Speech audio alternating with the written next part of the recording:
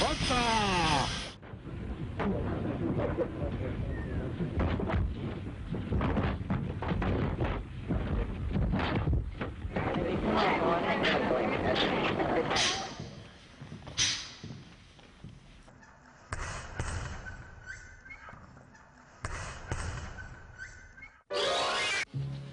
Il gigante di Sequals è tornato in patria.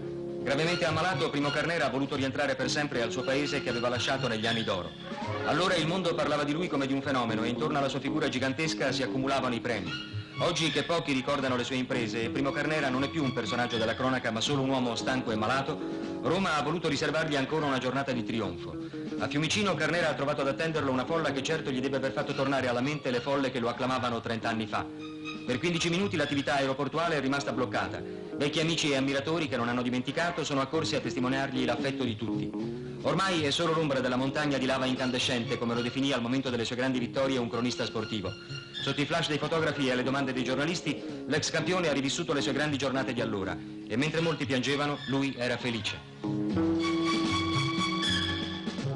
Le persone che ricordano papà, se potrei dire, non guardate soltanto il gigante buono, c'era un cervello, c'era un'umanità, c'era una persona complicata.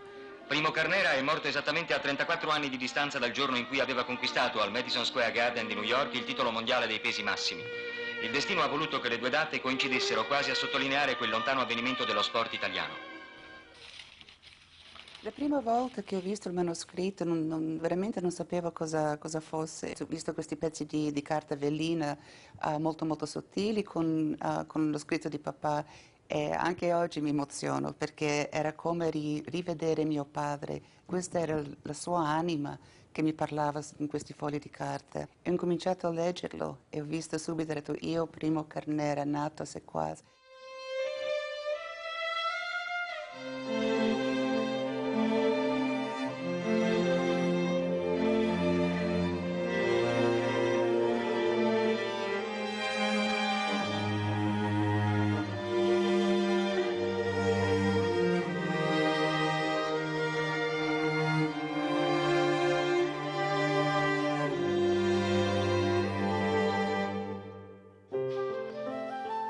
Io, Primo Carnera, nato a Sequals, il 25 ottobre 1906. La mia nascita era alquanto difficoltosa per la mia mamma, dato che ero molto più grande del normale. Vengo da una famiglia di semplici operai.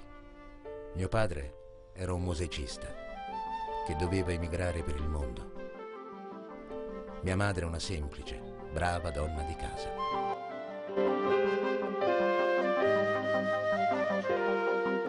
Nasce fuori misura già dall'inizio, già dalla nascita, il falegname poi gli deve costruire un letto apposito perché sennò già da bambino non c'entra, porta il 52 di piede, è il primo gigante, il primo uomo con forza che ha questo paese.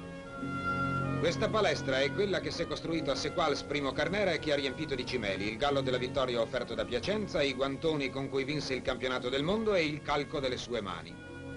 Per Carnera Sequals era molto importante, era il suo paese di origine, il paese dove aveva la sua famiglia, aveva gli amici, i quali sono sempre stati particolarmente legati a Carnera e l'hanno sempre seguito nel suo percorso. La famiglia di Primo Carnera, che aveva il padre emigrato in Germania, lo ha visto rientrare forzatamente per andare al fronte con lo scoppio della Prima Guerra Mondiale.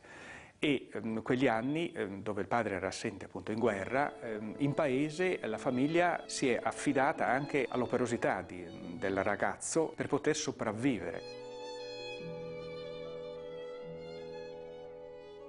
Mi avviai per i campi, con la speranza di trovare qualcosa. Ad un certo punto vedo appiccato un militare austriaco ad un albero, con la lingua tutta di fuori, nera come un pezzo di carbone. Io naturalmente ero scalzo, ed ad un tratto gli occhi miei si puntano sulle sue scarpe, e noto che erano molto più grandi del normale. Così mi faccio coraggio e gliele tolgo. Mi andavano alla perfezione, un paio di scarpe nuove ai piedi. non avevo mai avuto la grazia di possederne. E si giunge quindi agli inizi degli anni '20, quando, vista l'impossibilità di trovare lavoro, espatria, emigra a Le Mans, in Francia. E anche lui, da una famiglia di migranti, diventa emigrante. Nuovi locomotori a grande velocità in servizio sulla linea Parigi-Le Mans.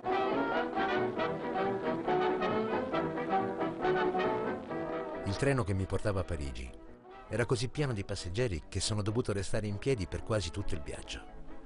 E la notte, dato che mi ero appoggiato, involontariamente la mia mano si aggrappa al segnale di allarme. Fa suonare la sirena e il treno si ferma, con mia grande sorpresa a vedere tutta quella confusione, senza comprendere niente di quanto succedeva.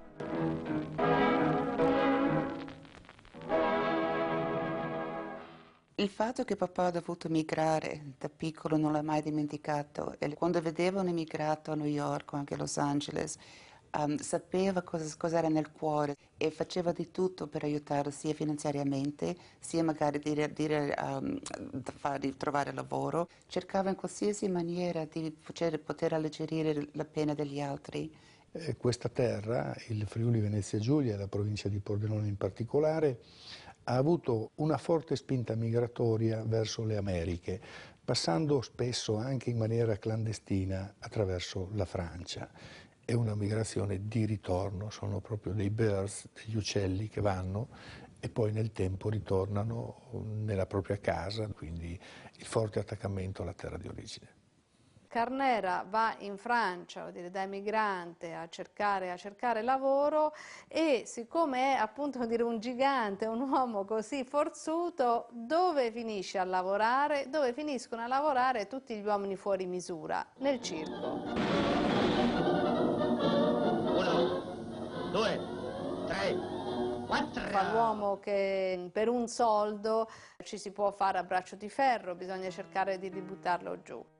Voi dovete immaginare cos'era per un paesino sperduto o anche per una cittadina della Francia di inizio Novecento l'arrivo di un fenomeno fisico come Primo Carnera, un uomo alto più di 2 metri, in un'epoca in cui gli uomini erano alti mediamente 1,60, 1,65.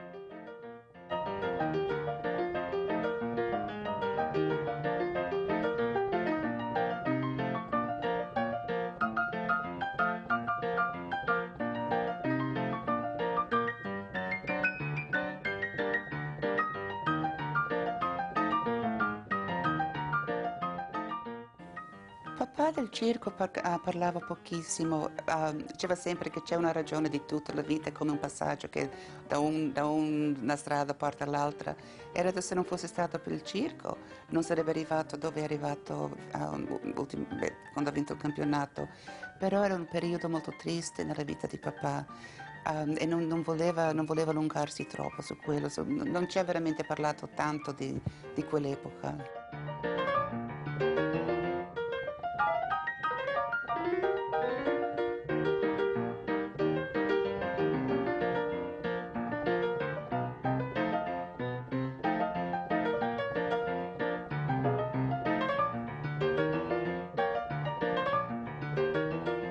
Dopo 3 anni di girovagare per la Francia, Carnera viene notato durante uno spettacolo da Paul Journet.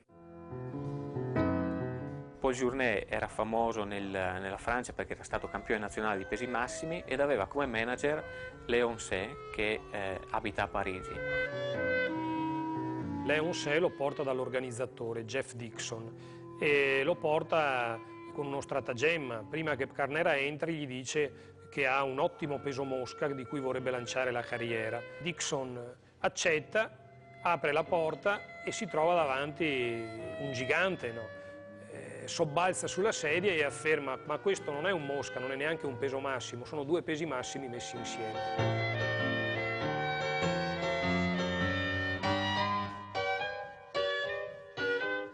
Ero diventato un vero gentleman. A Parigi poi è successo.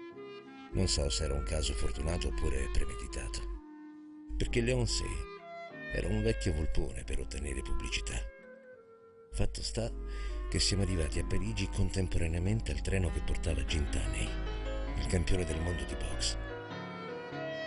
Così Léon Sey ne approfitta per fare delle fotografie pubblicitarie.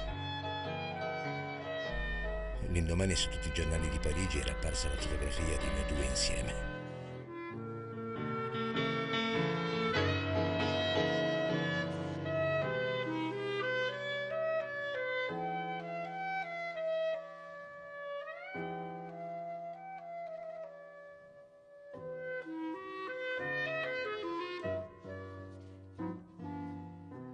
Léon Sey percepisce subito che una statura e una corporatura eccezionali andavano sfruttate e inizia subito quest'opera di allenamento e già a settembre Primo Carnera è pronto per disputare il primo incontro da professionista a Parigi nella Sala Wagram.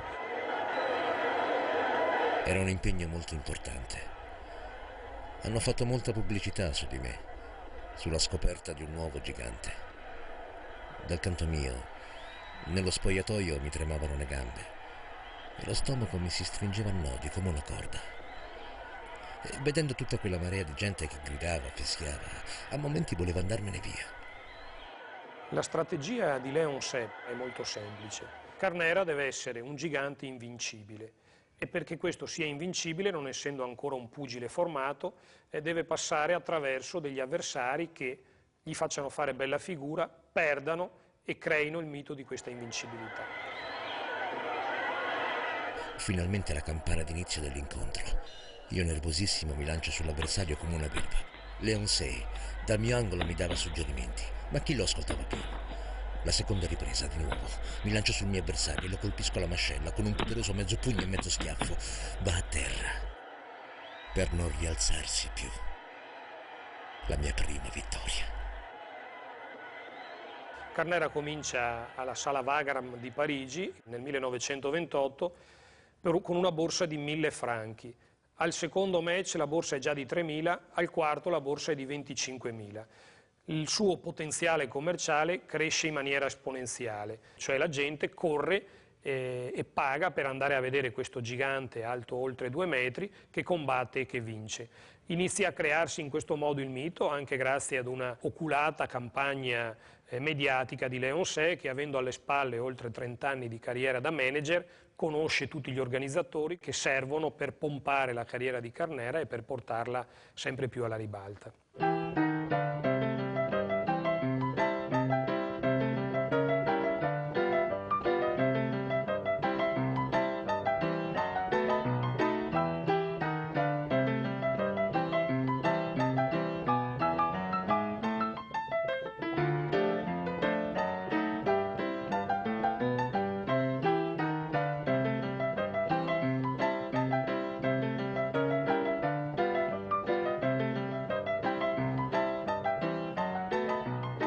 Carnera vince 16 incontri su 18, di cui 12 prima del limite.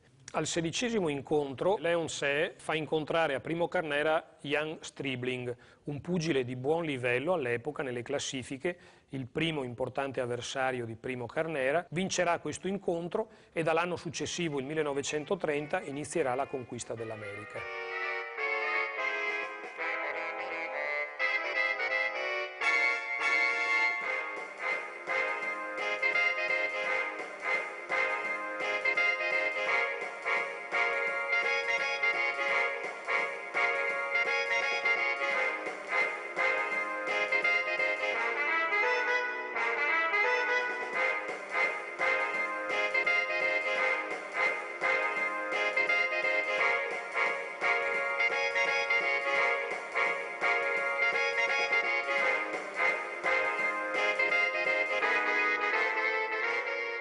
Carnera in America viene amato e rispettato.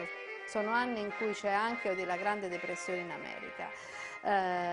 Crolla la borsa, non si vendono più macchine, non ci sono più soldi e cosa succede? Tutti per guadagnare 2 lire, 2 o 4 lire vanno a fare i pugili.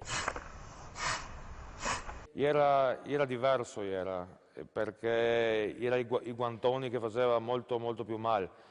Una volta i bendaggi o male erano sempre quelli, cioè si faceva col nastro e cosa, però i guantoni erano fatti da crine dei cavalli. e dopo un poco lasciava scoperte le nocchie qua e quindi i pugni faceva assai male. E poi non era state ancora perfezionate le regole del pugilato attuale. Se uno andava a knockdown, ossia cascava per terra per un colpo, si rialzava e dopo continuava a ciaparle. Carnera è eccezionale, lo diventa mano a mano, vuol dire anche per questo, perché comunque riesce a sostenere un'enorme quantità di incontri e riesce, vuol dire, fisicamente a sopportare, vuol dire, il dolore e a spendere, vuol dire, tutte le energie che ci vogliono comunque per salire sul ring.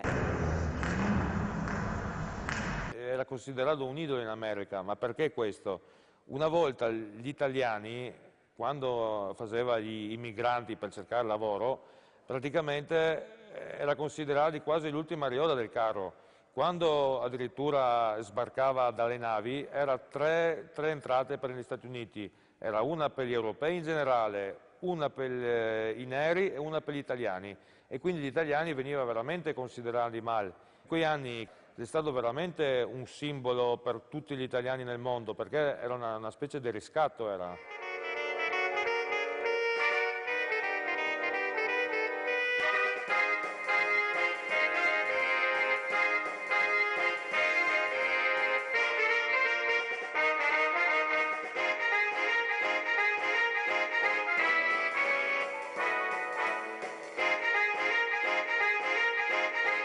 Nel giro di 3 anni e delle 3 tournée disputate vince 58 incontri e ne perde solamente 4. Di questi 58 incontri 48 sono prima del limite. Sono incontri combattuti ovunque, da New York alle più sperdute città del Midwest o della costa ovest. Sono incontri che ne costruiscono la popolarità e il mito capillarmente, sia attraverso l'esposizione diretta, cioè andando nei luoghi con la gente che lo vede, che lo va a toccare quando arriva alla stazione, e sia attraverso un grande circo Barnum mediatico costruito in maniera molto oculata da Leon See e dal giornalista Diamond Runyon, che all'epoca era uno dei giornalisti più famosi di pugilato degli Stati Uniti.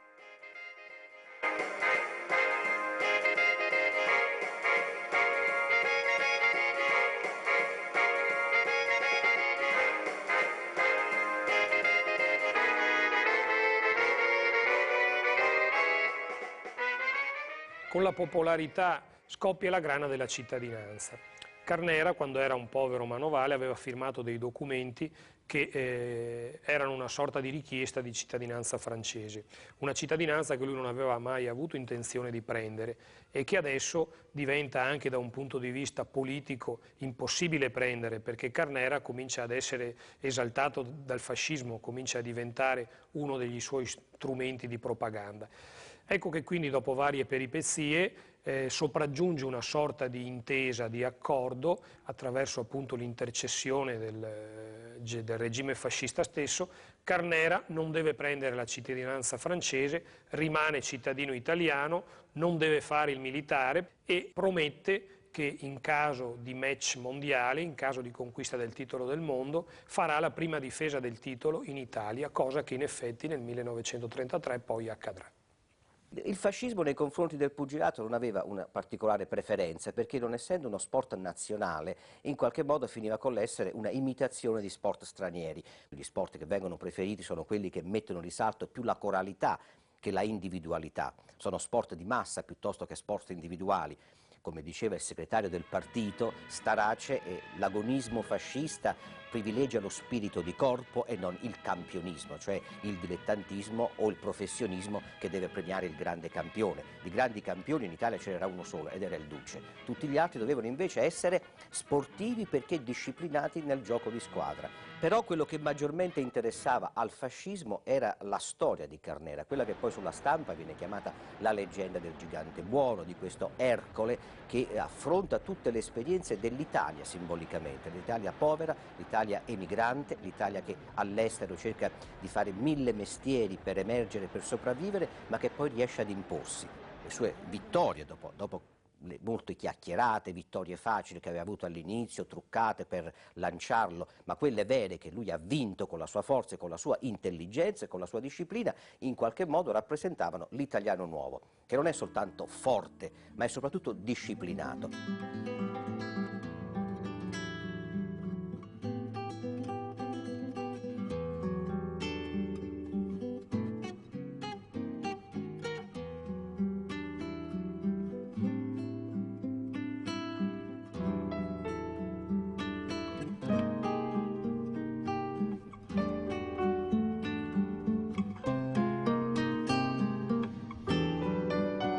La terza tournée negli Stati Uniti di Primo Carnera, quella del 1932, avviene per la prima volta senza Léon Sey al suo angolo a curare i propri interessi. Matura questa clamorosa rottura tra il pugile e il manager che gli aveva fatto da padre, da maestro e anche da procuratore d'affari. Probabilmente Primo Carnera si accorge che alle spalle dei suoi guadagni, Léon Sey ci fa la cresta, in qualche modo si procura dei soldi in più rispetto a quelli che gli spettano. Quando Carnera combatteva, il suo manager che prendeva fino al 60-70% della sua borsa, no?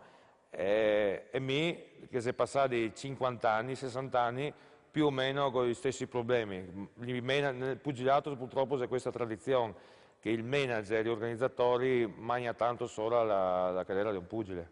Carnera ormai è diventato un business tale che Léon Sey da solo non lo può più controllare, deve scendere a patti con il sindacato che controlla il pugilato americano e con il pugilato anche il giro delle scommesse e anche traffici non sempre puliti, e Léon Sey è sostituito da Lou Soresi, un italo-americano che lavora negli Stati Uniti, che fa parte della banca commerciale italiana e che ha questi contatti con questo mondo che usa Carnera come business economico.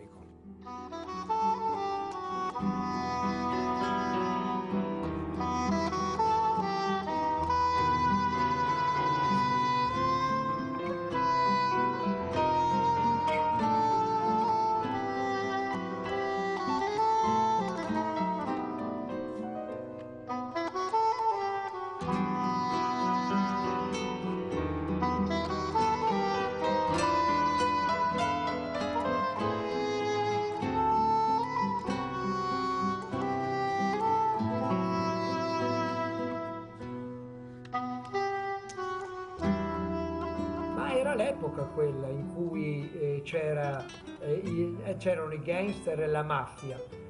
Per forza uno ne viene coinvolto, perché erano loro che conducevano le sorti del pugilato mondiale. La sua grande struttura atletica non poteva lasciare indifferenti i grandi organizzatori. Andare sul ring con un uomo che è così grande ti ha già un poco di, non dico paura, ma un poco di apprensione. E dopo vederlo che sa boxare e menare bene le mani, e dopo insomma fai il resto. Nel 1932 combatte 26 incontri l'anno, 7 addirittura in un mese. Pensate, 7 in un mese vuol dire, significa quasi combattere, vuol dire 2 volte a settimana. È un pugile che non sa che i suoi manager probabilmente, vuol dire, fanno qualche inghippo per fargli fare più incontri e portarlo, vuol dire, al titolo mondiale. Quindi forse ha una percezione vaga di quello che gli succede, ma non è certamente consapevole. Se ne accorge quando purtroppo nel 1956 esce un film intitolato Il colosso d'argilla di Mark Robson, che in pratica ricostruisce la storia di Primo Carnera romanzandola attraverso la vicenda di Toro Moreno, un pugile sudamericano che non avrebbe le qualità tecniche per diventare campione del mondo, ma serve per questo racket e poi quando arriva alle soglie del titolo e non serve più viene cacciato via. La storia di Carnera non è questa, ma di certo la sua vicenda ispira un film di questo genere. Toro è qui da 3 settimane e nessuno l'ha visto allenarsi. Ho cercato Toro Moreno nell'annuario, non dice che abbia mai combattuto. A me sono cauto 38 avversari, uno dietro l'altro. Se non ci credete ve ne racconto un altro. Chi lo ha scoperto? A questo risponderà un suo amico, il signor Agrandi. Signori, Sono molto contento di trovarmi in mezzo a voi e potervi parlare di Toro Moreno, che per me è come un figlio. Dove lo ha trovato? Vedete, io ho un piccolo circo ambulante. Andammo a Santa Maria, un villaggio delle Ande, e lì il mio uomo forzuto sfidò i paesani a batterlo alla box. E il toro infilò i guanti. E 2 minuti dopo, finito. Ora è Toro il mio uomo forzuto. Ma sa tirare di box? Non è gin tonic? Ha la castagna? Non come Jack Dempsey. Ma allora cos'ha? È soltanto grosso? Ha la mascella d'acciaio e lo stomaco di ferro. Nessuno può batterlo. Perché si è dato alla Perché box? si è dato alla box. I suoi erano tagliapietre. Non ha mai messo le scarpe fino a 20 anni e forse si era stancato di andare scalzo. E fin dove riuscirà ad arrivare? Fino in cima. E quando Carnera scopre attraverso questo film che la sua storia così è data in pasto al dileggio in questo modo, ne viene profondamente amareggiato.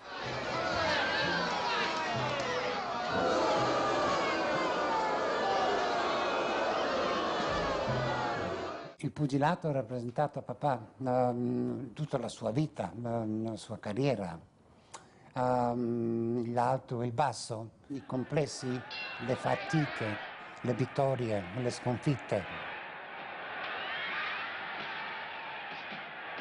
Per riguardo quel film, si è rimasto offeso che hanno preso senza permesso, senza chiederci, hanno filmato come avevano voluto. Sì, l'ha fatto male, senz'altro.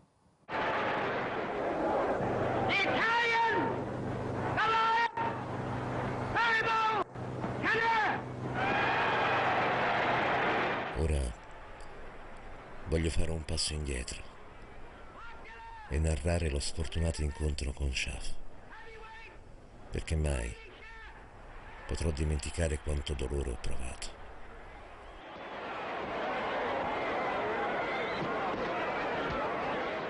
Il fantasma di Shaft mi appariva costantemente davanti agli occhi.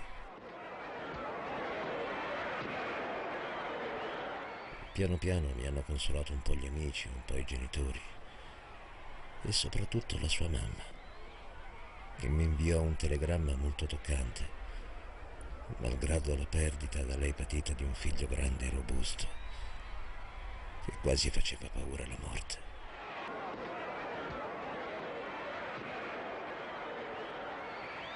Il telegramma diceva: al campione Primo Carnera, sono certa di parlare a chi soffre di uguale dolore.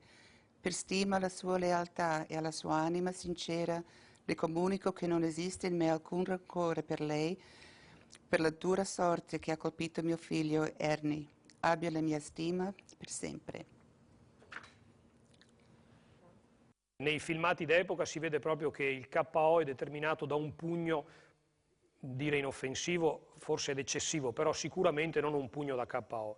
Questo comporta lo scatenamento del pubblico che butta di tutto sul ring, si pensa alla combine, invece 3 giorni dopo Ernie Shaft muore di emorragia cerebrale. Non è tanto il pugno di Carnera che lo ha ucciso, quanto un match combattuto precedentemente dal quale Ernie Shaft non si era più ripreso, che gli aveva lasciato dei segni permanenti che il match con Carnera definitivamente rende letali. Mi ricordo una volta detto che dopo quel momento là non ha mai dato l'intera forza dei suoi pugni alla persona che combatteva. E qualcuno ha detto che quando era sul ring erano 2 persone che papà combatteva, uno la persona propria e l'altra combatteva l'ombra di Ernie Shaft, lo vedeva sempre da fronte a sé. È qualcosa che anche se non era causa sua, della sua morte, si sentiva colpevole per il resto della vita. Carnera diventa non solo l'uomo, il gigante, diventa anche l'uomo che uccide con un pugno e questo gli dà la definitiva popolarità, la definitiva macabra, se vogliamo, consacrazione per arrivare alla sfida per il titolo del mondo 3 mesi dopo con Jack Sharkey. There you are, Jimmy. That's the boy, Jack. Here you are, Carnera. They'll bore the window. I'll open both of those up. Well, they look pretty good.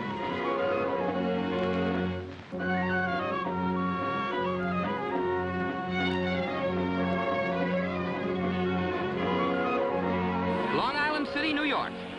This is Gene Ward speaking. The referee is Arthur Donovan. Carnera has height, weight, and reach in his favor. Dupreme stands 6'6" and weighs 260.5 pounds. Sharkey is an even 6 feet and scales 201. Sharkey era un pugile che sembrava dovesse rimanere campione per molto tempo, invece Carnera riesce a metterlo knockout al 6° round all'età di 27 anni nel 1933 e diventare campione del mondo. But it only slows Primo for a moment. Here comes the end for Sharkey. Watch this right uppercut. Carnera shoved Sharkey with his left and caught him with the uppercut as the sailor bounced off the ropes. The fans are stunned at the sight of the champion, flat on his face.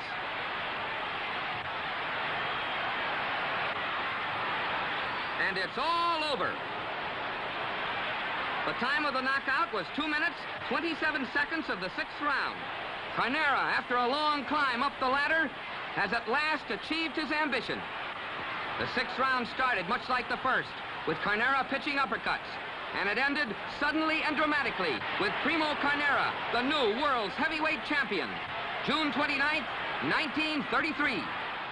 Carnera per i pugili italiani è stato il primo campione del mondo e tuttora forse c'è da considerare che è stato l'unico campione del mondo dei pesi massimi e non è una roba da poco. È l'apoteosi sia della carriera di Carnera, sia della strumentalizzazione fascista e sia della passione popolare legata a Primo Carnera. Dopo il mio combattimento per il campionato mondiale su Sharkey è stato il mio primo pensiero per l'Italia, la mia patria e per il Duce. Dopo qualche settimana torna in Italia e ad accoglierlo al Molo Beverello di Napoli c'è un mare di folla, festeggiamenti, ricevimenti ufficiali, ricevimento anche dal Duce.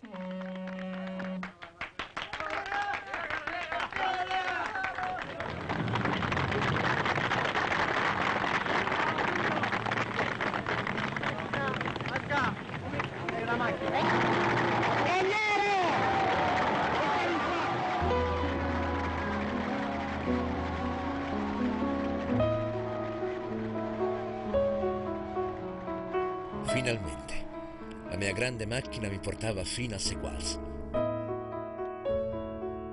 Séquals era tutta in festa. Bandiere ovunque, fiori a non finire. Dopo parecchie ore di questo eccitamento e di questa esuberanza, entriamo in casa mia. Dico mia perché ho costruito nel 1932 una gran bella casa, che i miei genitori guardavano con tanta gelosia e amore.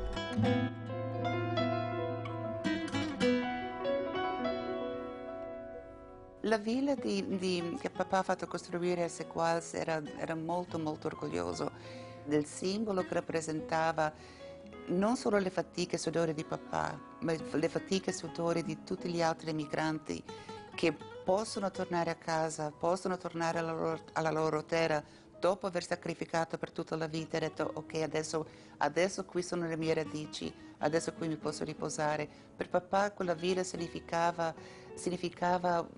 la sua anima.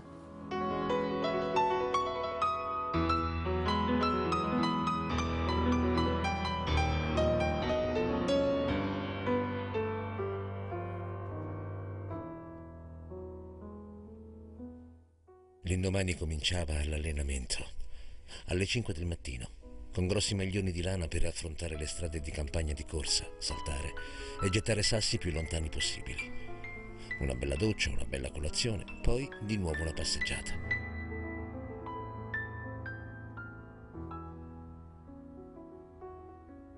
Alle 2 pomeridiane l'allenamento in palestra. Gradualmente si aumentavano le riprese sull'uomo. Si cominciava con 3 e man mano si arrivava anche a 15. Poi ripresa al sacco pesante e altre 2 alla corda. Alle 6 la cena, tutte le specie di verdura, frutti, sughi di arancia e anche qualche bella bistecca. Ci sedevamo nel sottoportico a conversare con gli allenatori, gli amici, i miei fratelli. Alle 9 a letto.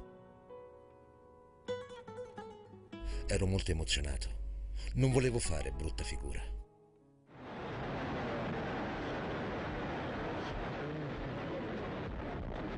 La prima difesa del titolo del mondo è un match organizzato a Roma il 22 ottobre del 1933 contro Paulino Uskudum.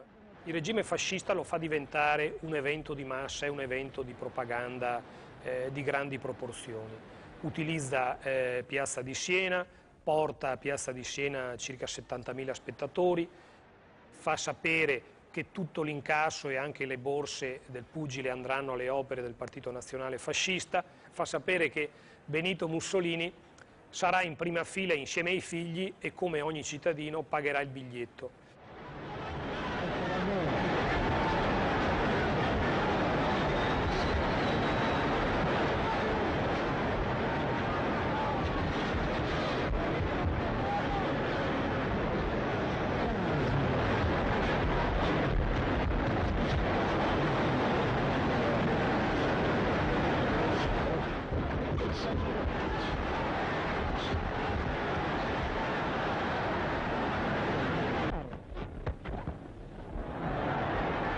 Il campionato del mondo dei pesi massimi si era sempre disputato negli Stati Uniti dal 1914 in poi. Il fatto che dopo 20 anni circa ritorni in Europa fa capire quanto appunto il regime italiano dell'epoca lo ritenesse importante come strumento di propaganda.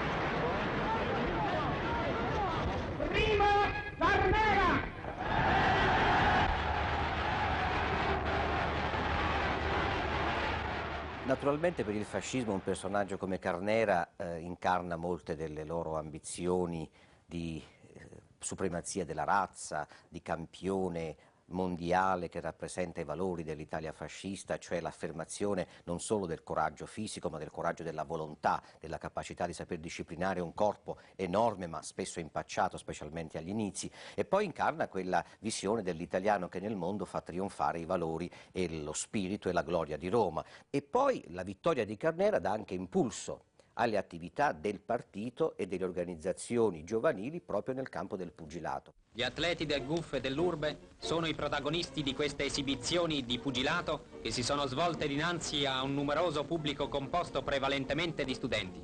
Uno sport che Carnera aveva reso in qualche modo italiano e non soltanto inglese.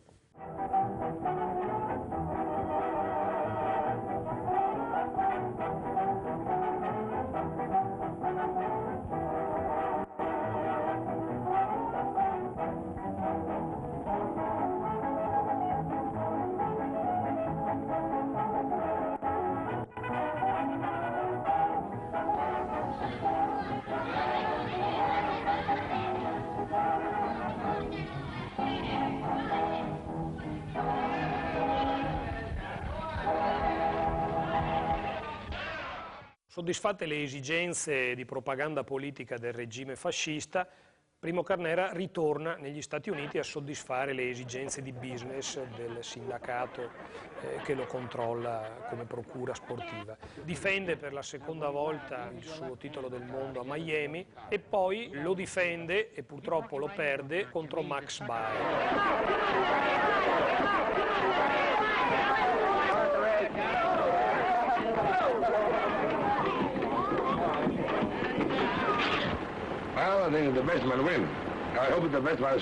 Primo Carnera, che non si sa chi aveva dato per morto, sta benissimo e gode ottima salute. Eccolo insieme a Max Baer e all'organizzatore Johnston mentre firmano il contratto per il prossimo grandioso match così atteso in tutto il mondo. Primo Carnera defends the world's heavyweight title against challenger Max Baer in a scheduled 15-round bout. Baer was 25 years old at the time. Forse non pensavano che fosse tanto coraggioso fino a quel momento.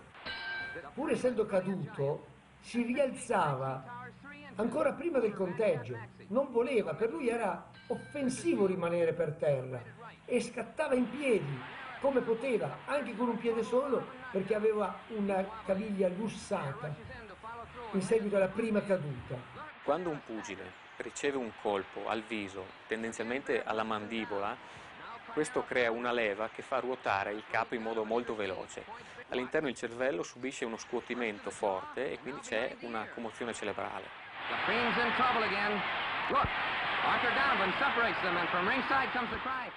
Ma i pugni fa male, cioè, tutta la gente guarda il pugilato così, cioè, ma la sensazione di ciappare un pugno non è da tutti.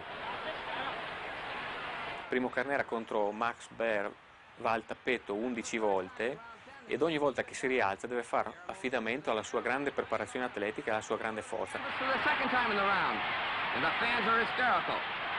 Con un Max Baer che le stava sopra e che ancora prima che lui si rialzasse lo colpiva. Era una cosa incredibile da vedere. L'intervento dell'arbitro non è mai avvenuto, non si capisce come e cosa ci facesse un arbitro sul ring a condurre un match in quelle condizioni. Tutti dicono sì, il gigante d'argilla perdeva le quadre là, ma volessi vedere quanta gente con la gamba rotta si alza in piedi e continua a combattere e a ciappare pugni. Per questo Carnera, oltre ad essere un grande uomo, aveva anche un grande cuore. But if you watch Carnera, you'll see him speaking with the referee. He's had enough. Tenta per 2 volte il ritorno nel grande giro del pugilato, con un tour nel Sud America che lo porta alla sfida poi con l'astro nascente dell'epoca. L'incontro con Joe Louis è molto di più che non un semplice match di boxe. Viene presentato come l'incontro delle razze. Down a third time. Young Joe Louis lives up to his reputation as the Brown Bomber. Quell'incontro diventa così significativo che Mussolini proibisce di far vedere il KO di Carnera a terra, perché non è solo il gigante, a quel punto a terra è tutta l'Italia, è quello che Carnera ha sempre rappresentato in maniera magnifica e straordinaria negli anni precedenti, in maniera purtroppo triste e depressa in quel momento della sconfitta. Tutta la gente che era al mio seguito, il manager, trainer, allenatori, non li ho più visti. Hanno tagliato la corda con tutta la mia borsa, ingessato e con le stampelle. Mi portano direttamente al bordo del transatlantico Vulcania. Non hanno neanche avuto la delicatezza di prendermi un biglietto di prima classe. Hanno avuto il coraggio di prenderne uno di classe economica. A bordo il comandante però ha compreso la mia posizione e subito ha dato a mia disposizione un lussuoso appartamento. A Trieste, una marea di gente. Mia mamma e mio papà, il sindaco di Sequals, tanti altri amici. Il comandante li ha fatti salire a bordo, assieme ai giornalisti e fotografi.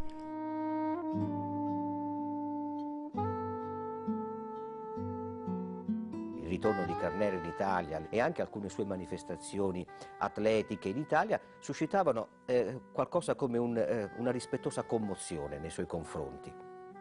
E in fondo tutti avrebbero voluto dargli una pacca sulla spalla, anche io avrei voluto stringergli la mano, ma soprattutto dargli una pacca sulla spalla, perché dava l'idea di qualche cosa di gigantescamente buono. È in questo periodo di sbando nel quale il campione si trova da solo, si trova abbandonato, che trova l'ancora di salvezza della propria vita, incontra cioè la moglie Pina Kovacic che lo accompagnerà per tutta la vita.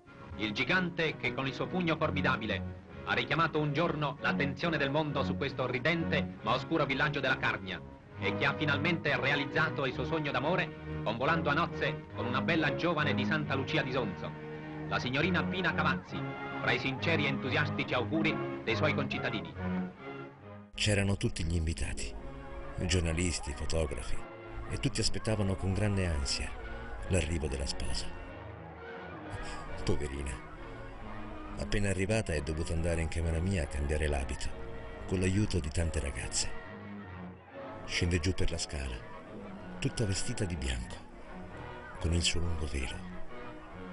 E mi è parso per un momento che un angelo dal cielo fosse sceso, tanto era bella.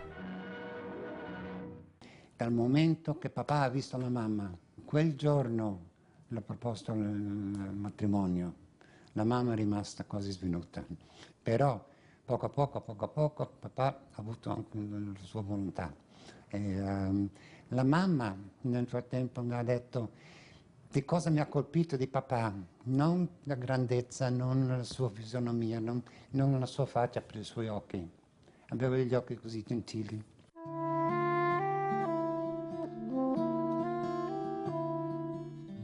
Dopo che si sono sposati, la mamma ha visto cosa stava succedendo, che parecchi prendevano vantaggio di papà, della sua bontà e a volte ingenuità. E la mamma ha cominciato a vedere le cose che non erano giuste e lei ha raddrizzato tutto. Essendo Carnera, vuol dire, una pasta d'uomo, viene spesso, vuol dire, derubato e finisce la parte di carriera pugilistica senza una lira. Nella parte invece, vuol dire, di Catch, questa volta a suo fianco, nella qualità di manager molto molto oculato, c'è sua moglie Pina. La mamma era come una leonessa, era la mamma quella che lo difendeva, era la mamma quella che leggeva i contratti, era la mamma quella che andava dagli avvocati se qualcosa non andava. Capiva subito se una persona voleva far male a papà o no, finanziariamente o in altre maniere. La grande occasione per ritornare ad essere un personaggio e per ritornare ad avere dei buoni guadagni, Carnera ce l'ha nel 1946, quando viene chiamato negli Stati Uniti a far parte del circuito del catch.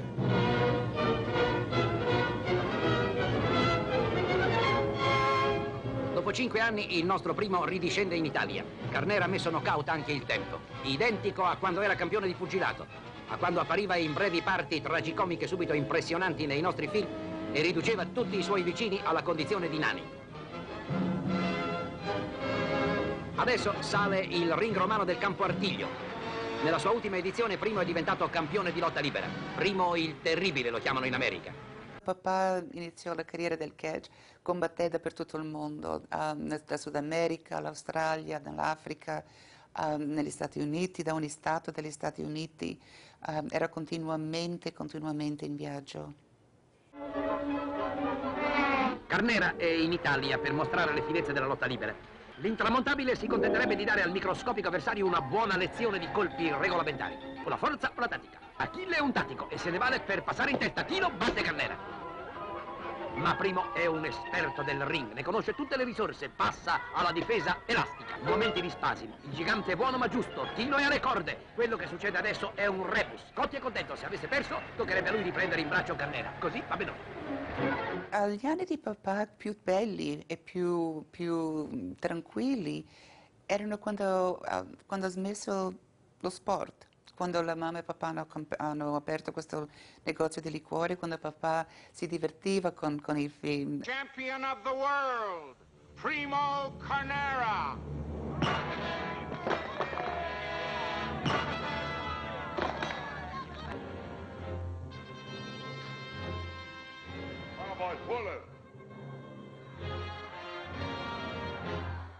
Non è che papà vedeva il film come la sua carriera, però era un periodo della sua vita che le dava gioia.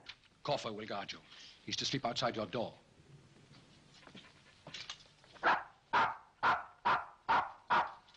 Your dog behaves strangely. What's under there? The cat. He's been playing with the cat. Meow! Meow! Le faceva felice, era leggero. Hey! Stop a moment, strangers. This valley is mine. And no one passes through this valley unless I say so, and they pay a price. Yes, this valley is Antiochus, and you do anything because I say so.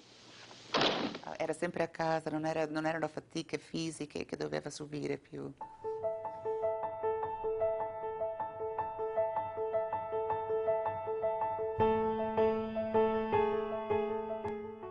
Il manoscritto finisce quasi come un punto di domanda. Non è finito. Quegli anni di pace, di quello non ha scritto papà. E quello avrei voluto sentire dalle sue parole.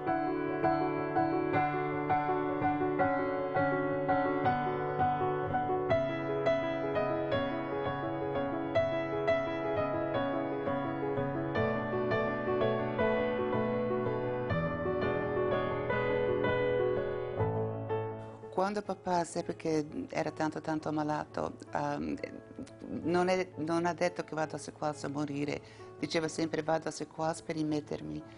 Una volta vicino alla mia gente, bevendo il mio vino, mi rimetterò, vedrai, vedrai.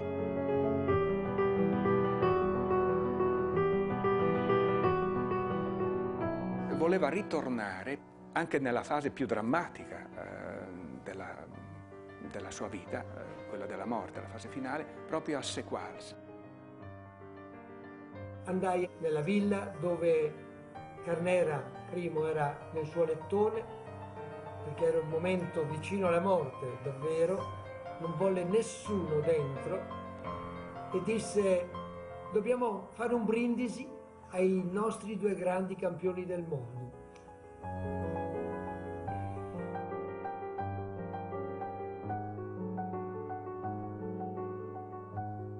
In giardino, sulle strade, era pieno di gente, venuto appunto a tributare al campione l'ultimo saluto.